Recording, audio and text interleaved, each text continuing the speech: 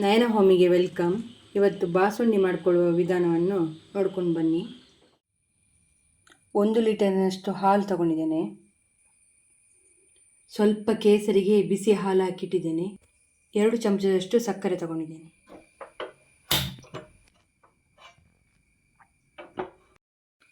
ಹಾಲನ್ನು ಕಾಯಿಸ್ಕೊಳ್ಬೇಕು. ಹಾಲು ಕಾದಿದೆ, ಇದನ್ನು ಮಿಕ್ಸ್ ಮಾಡ್ತಾ ಇರಬೇಕು.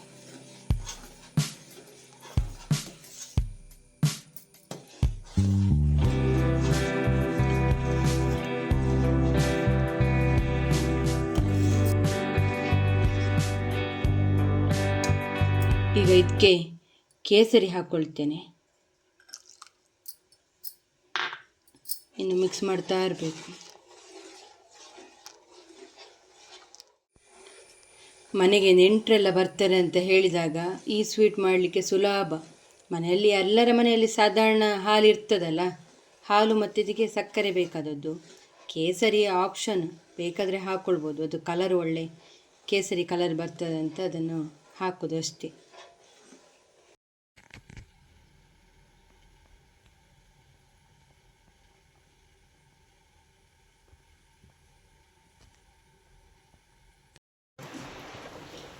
ಇದಕ್ಕೆ ಸಕ್ಕರೆ ಹಾಕ್ಕೊಳ್ಳುವ.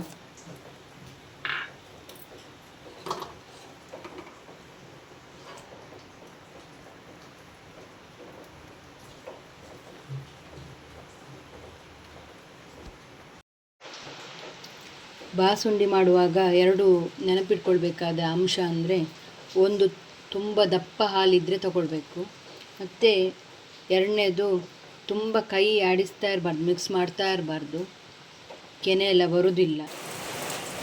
ನೋಡಿ 1.5 ಗಂಟೆ ಆಯಿತು. ಈಗಾಗಿದೆ, ಕೆನೆ ನೋಡಿ ಬರ್ತಾ ಉಂಟು. ಇಷ್ಟಾದರೆ ಸಾಕು. ಗ್ಯಾಸ್ ಆಫ್ ಮಾಡಿ ತಣಿಬೇಕದೀಗ ಸ್ವಲ್ಪ ಹೊತ್ತು.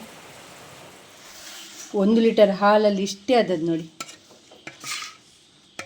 ನಿಮಗೆ ಈ ವಿಡಿಯೋ ಇಷ್ಟ ಆದರೆ ಲೈಕ್ ಮಾಡಿ, ಶೇರ್ ಮಾಡಿ, ಕಮೆಂಟ್ ಮಾಡಿ, ಸಬ್ಸ್ಕ್ರೈಬ್ ಮಾಡಿಕೊಳ್ಳಿ.